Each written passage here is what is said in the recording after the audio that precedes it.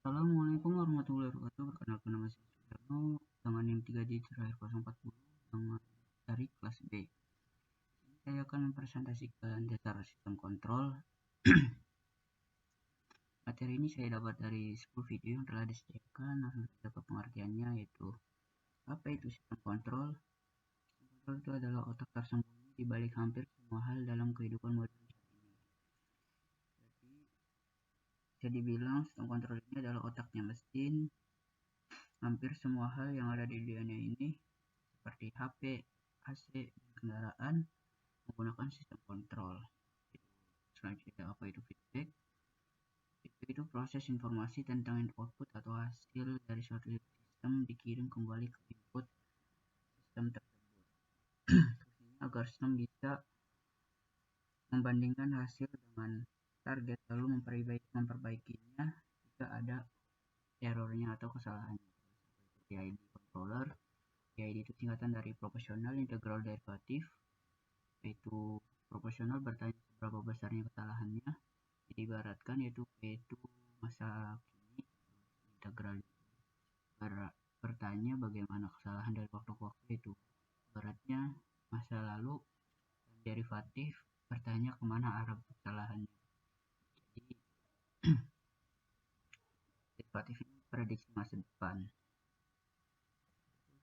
Jika PID ini digabungkan akan jadi stabil dan lebih efektif.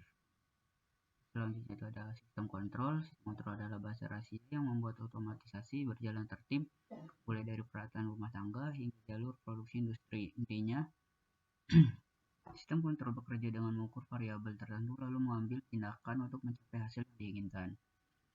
Itu sistem kontrol itu ada dua yaitu open loop control dan closed loop control. Open loop itu mempunyai prinsip atur dan lupakan. Open loop ini tidak menggunakan umpan balik atau feedback, hanya mengikuti instruksi yang sudah diprogram. Kelebihannya yaitu murah, sederhana, dan stabil. Kekurangannya tidak bisa memperbaiki kesalahan atau menyesuaikan perubahan kondisi karena tidak memiliki feedback atau umpan balik. Contohnya itu seperti mesin cuci sederhana yang hanya mengandalkan timer. Terus ada closed loop control, menggunakan umpan balik. Sensor mengukur output lalu dibandingkan dengan target dan sistem menyesuaikan tindakannya. Kelebihannya lebih akurat, bisa mengoreksi gangguan secara otomatis. Kekurangannya itu berpotensi mengalami osilasi atau ketidakstabilan jika koreksi berlebihan. Contohnya itu pemanggang roti dengan sensor warna. Selanjutnya, tujuan sistem kontrol yaitu 1. Menjamin keselamatan mutlak, 2. Menciptakan konsistensi dan presisi tinggi, 3. Ada menjaga stabilitas proses yang kritis, 4. Ada menggantikan kendali dan proses berpikir manusia, 5. Mengurangi pemborosan dan kerugian, 6. Menciptakan lingkungan kerja yang lebih aman. Komponen utama sistem kontrol yaitu ada set point, yaitu input, nilai yang diinginkan atau nilai target yang akan di input oleh sistem. Kedua ada sensor atau alat ukur, alat yang berfungsi untuk membaca atau mengukur kondisi saat ini. Ini adalah memiliki sensor umpan balik itu atau feedback. Controller itu adalah otak dari sistemnya, itu perangkat yang menerima sinyal dari sensor dan membandingkannya dengan set point. Terus aktuator ini yaitu adalah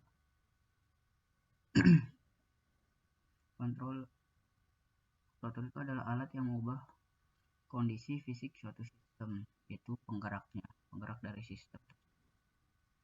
Otomasi industri adalah konsep fundamental yang mendukung seluruh dunia. Industri modern ini adalah mesin tak terlihat yang beroperasi di balik hampir setiap produk yang kita gunakan setiap hari, mulai dari ponsel, mobil, makanan hingga farmasi. Tujuan utamanya adalah memungkinkan produksi jutaan barang tidak hanya dengan cepat, tapi dengan tingkat kesempurnaan presisi mikroskopik dan konsistensi yang tidak dapat ditiru oleh manusia secara manual. Jadi sistem ini memudahkan manusia karena yang bekerja dalam mesin. Definisi otomasi yang lebih dalam bukan hanya tentang mesin yang melakukan pekerjaan berat, tetapi tentang pemrograman logis dan pengambilan keputusan. Ini berarti menyerahkan kendali manusia dan bahkan proses berpikir manusia kepada mesin. Menata ulang secara fundamental cara kerja diselesaikan agar lebih efisien, berkualitas tinggi, dan lebih aman. Terus ada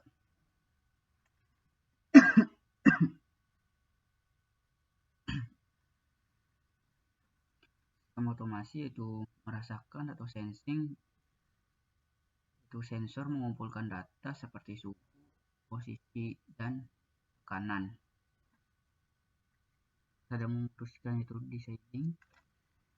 Sistem kontrol otak menggunakan semua data dan logika untuk menentukan tindakan, terus bertindak acting, motor, lengan robot, dan katup menjalankan perintah otot. Jadi sistem otomasi ini bekerja seperti manusia, yaitu merasakan itu seperti panca indera, yaitu sensor.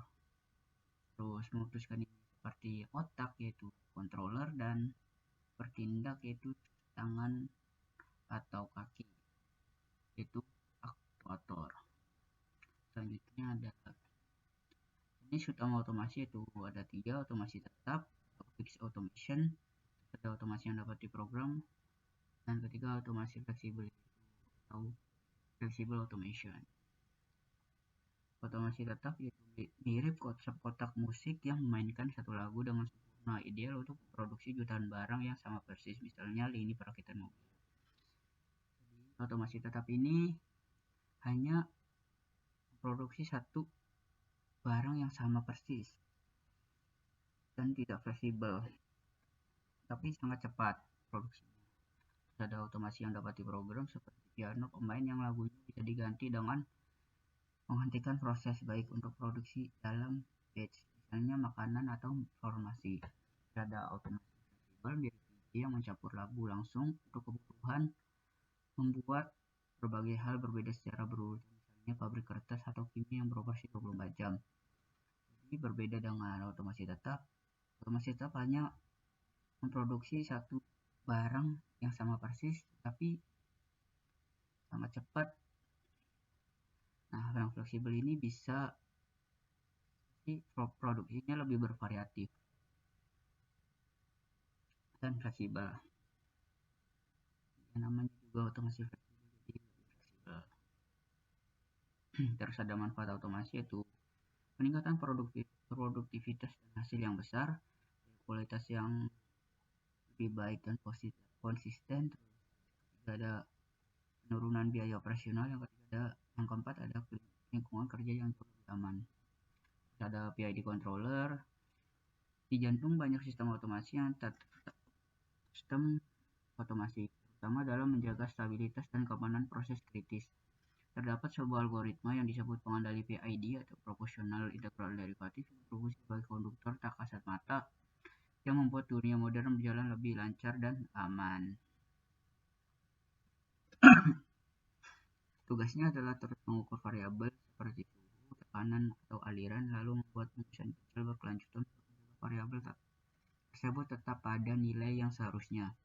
Tujuan nomor satu mutlak dari sistem ini adalah keselamatan bagi orang-orang, lingkungan, dan peralatan mahal itu sendiri, dan baru kemudian profitabilitasnya. Terus meskipun desainnya elegan dan kuat, membuat pengendali PID bekerja sempurna adalah tantangan nyata. Pengaturan yang efektif kemarin bisa menyebabkan kekacauan di kemudian hari. Kunci untuk menyetelnya secara efektif adalah memahami kepribadian unik dari proses yang dikendalikan melalui model matematika sederhana yang disebut model FPDT, yaitu First Order Dead Time. Ada model FPDT, yaitu First Order Dead Time.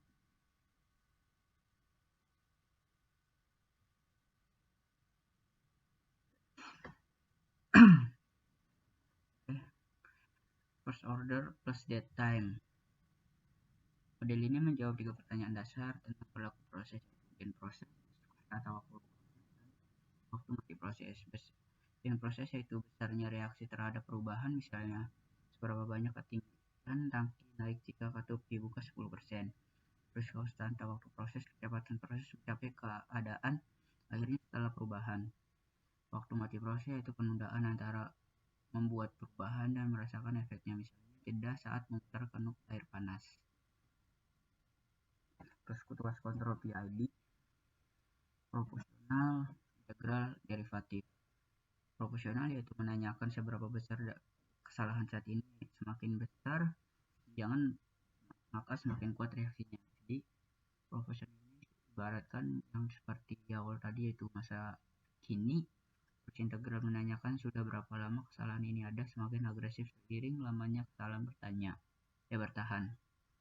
Itu ini ibaratkan masa lalu. Dan derivatif, berapa cepat situasinya berubah. Berpikir prediktif, coba mencegah masalah sebelum memburuk. Jadi ibaratkan derivatif ini bisa memprediksi masa depan, itu seperti jadi dia berarti itu masa depan. Ada tuning PID tidak bisa sekadar dipasang dan dilupakan.